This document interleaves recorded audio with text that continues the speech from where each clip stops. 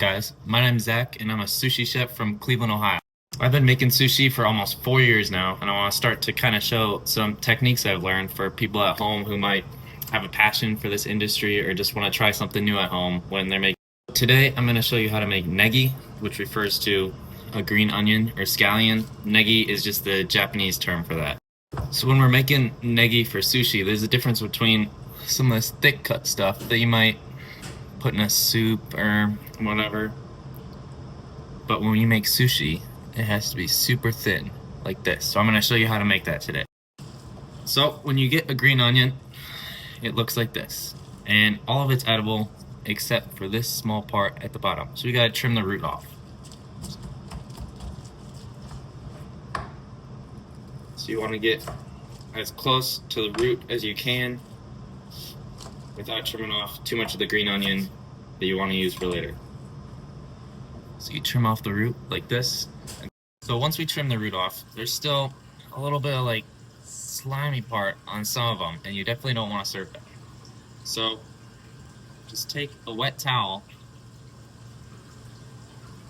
and try to take them all off like this. Some of them like this, you don't even need to, so you just don't even have to worry about it.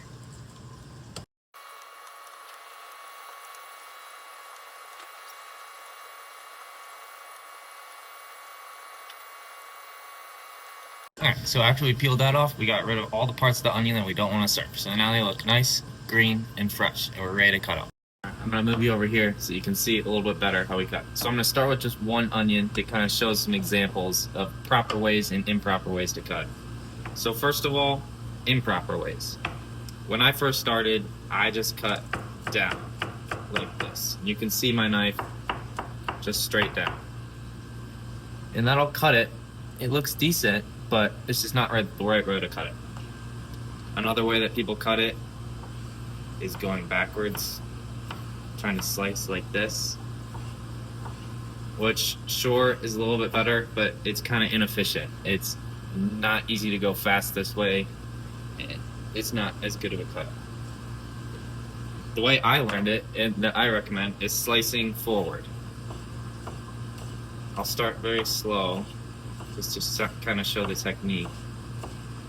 And the reason we do this is to get nice thin slices, but unlike going down like this where you smash it, we're slicing and keeping the green onion completely together, so it's not crushed at all, which is going to be important for later in the process. So I'll just speed it up.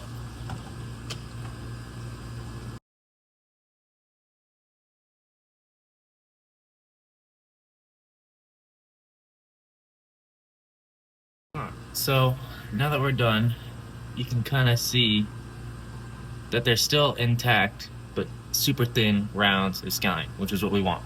So we're going to put that in our bowl right here with a little strainer, and we'll wash it out in a sec.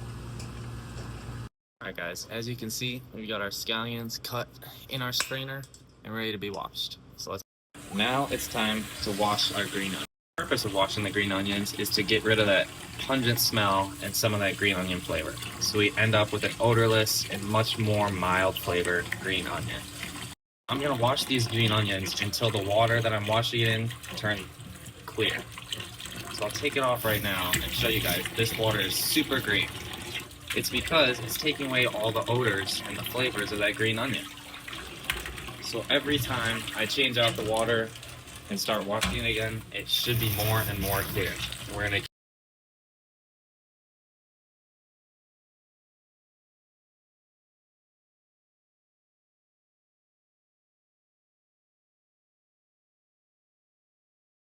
Alright guys, so now after washing for a little bit, the water is completely clear. So we're done washing, it's time to move on to the next. I'm just gonna leave these scallions in this strainer to get rid of that excess water for about 10 to 20 minutes.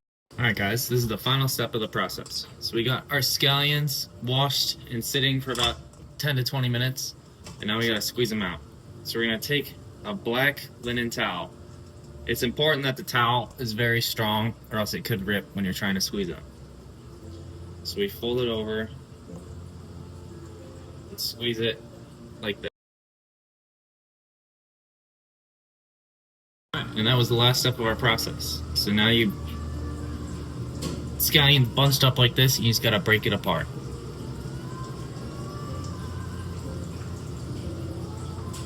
So we break it apart and get a nice, tiny, and dry piece of negi.